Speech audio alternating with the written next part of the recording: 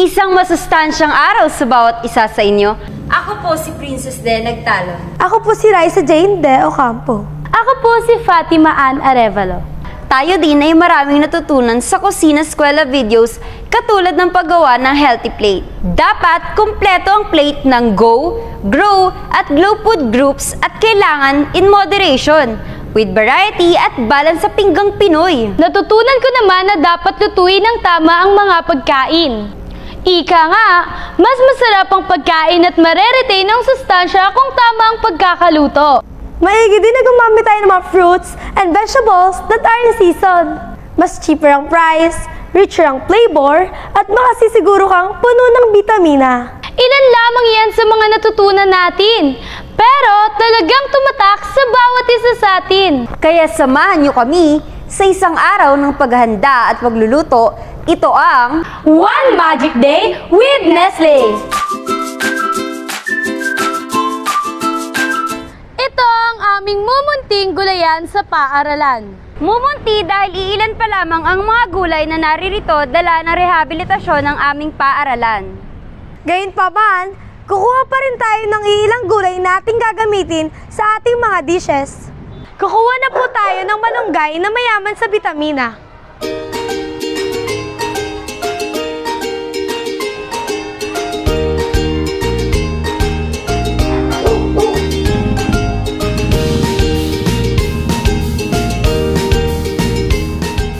Kukuha na tayo ng mga kalamansi na gagamitin natin sa ating mga dishes. Ang kalamansi ay mayaman sa vitamin C At nakakatulong na palakasin ng immune system.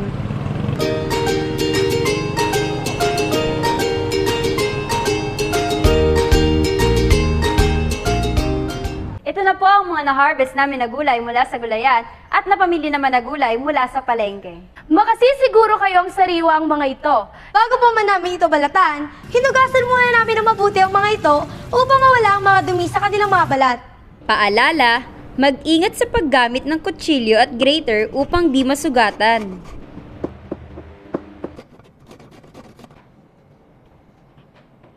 Isang tip para mas madaling makuha ang laman ng mangga, gumamit kayo ng rim ng baso.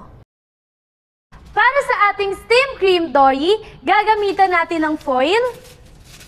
Ilalagay na natin ang cream dory at lalagyan natin ng salt and pepper. At syempre, hindi mawawala ang magbibigay ng magic, ang magic sarap. At itatap natin ang bell pepper and celery. Then after that, babalutin na natin. Pagkatapos, ilagay na natin sa steamer at i-steam natin for 30 minutes. Ngayon naman po ay gagawa tayo ng egg yolk sauce. Ang mga gagamitin po natin ay egg yolk, Nestle cream, salt and pepper, and magic sarap. Hatiin ang itlog sa gitna at ilagay ang egg yolk sa bowl. Durugin ang egg yolk, lagyan ng salt and pepper at ihalo ang Nestle cream. At syempre, di mawawala ang magic sarap. Ito ang mga ingredients na gagamitin natin para sa ating veggie flowers. Kamote, kalabasa, carrot, sibuyas, bawang, flour, egg, salt, and pepper. At para naman sa ating wrapper, flour, egg, water, salt. At ang magpapasarap ng ating dish, magic sarap. Simulan natin ang paggawa ng veggie flowers. Una, paghalu-haluin lamang natin ang lahat ng ingredient.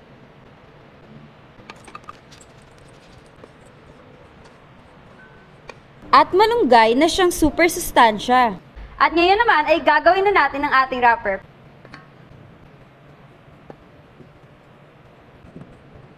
At ngayon naman, imamasa na natin ang ating dough.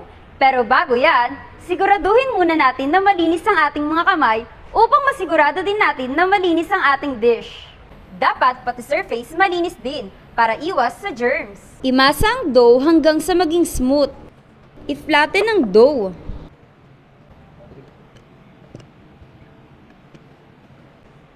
At gumawa ng sukat parihaba. Ngayon naman ay ilalagay na natin ang mga gulay sa wrapper. Lagyan ng manipis na slice ng carrots ang dulo upang magmukhang petals ng bulaklak. I-fold ang wrapper at i-roll hanggang dulo. At ngayon naman po ay ilalagay na natin sa ating steamer.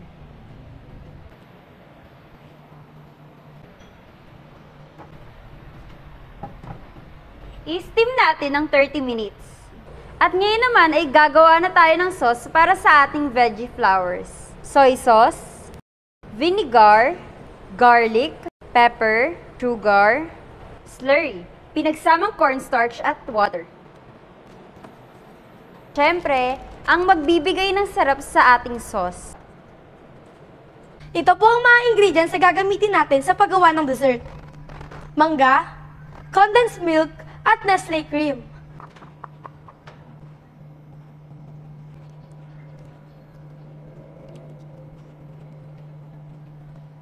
Haluin ng mabuti.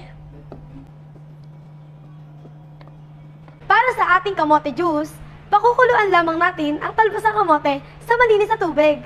Ngayon naman, pipigayin na natin ang mga kalamansi. At ngayon po, ipi-plate na namin ang aming mga dishes.